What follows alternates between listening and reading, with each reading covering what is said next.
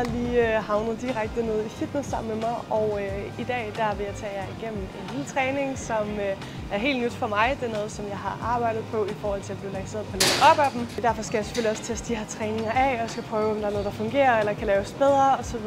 Lige nu der er det et program, der står til at blive lanceret her til februar, så jeg har lige de her 14 dage til at få rettet til og prøvet alt af og testet det hele. Fordi det er også et program, som jeg kommer til at træne efter de næste 6 uger, når det er, vi når til februar. Fordi der er jeg færdig med mit 3-2-1 stretch, så jeg skal skifte nyt program, eller det er i hvert fald det, jeg har i tankerne nu. Så følg med her i dag.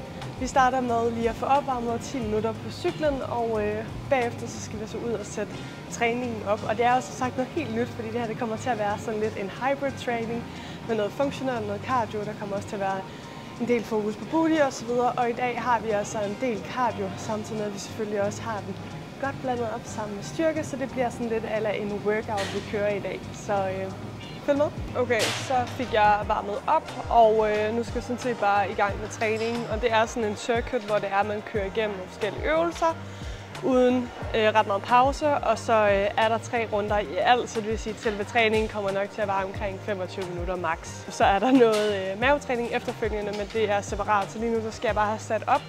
Det der er lidt problem her, det er, at der er mega mange mennesker med træning i dag, og det gør bare, at jeg har lidt svært ved at filme, så jeg har lige fået fat i Rasmus, der kommer og filmer den sidste del af min træning, tænker jeg. Så nu kører jeg den igennem nogle gange og ser, hvordan det er, og så kan jeg måske få nogle shots her til sidst i min træning. Men ellers så kan jeg også se programmet, jeg tænker, at jeg lige slår det op her, hvad det er, tankerne er bag, og ja, så glæder mig bare til at komme i gang.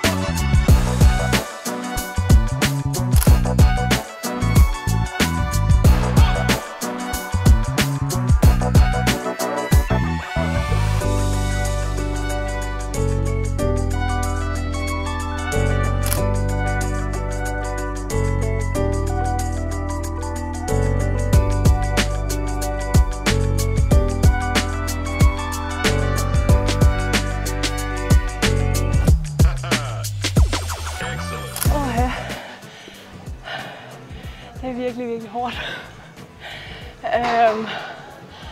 Første runde er kommet igennem, og på programmet her er der 3 runder, og jeg tænker, at det sådan er okay passende. Jeg sidder og reflekterer lidt over omkring, fordi lige nu kører det på tidsintervaller, og noget af det er virkelig, virkelig hårdt. Altså burpees er virkelig en dræber, og det skal også være hårdt selvfølgelig, men det skal også være til at gennemføre, ikke?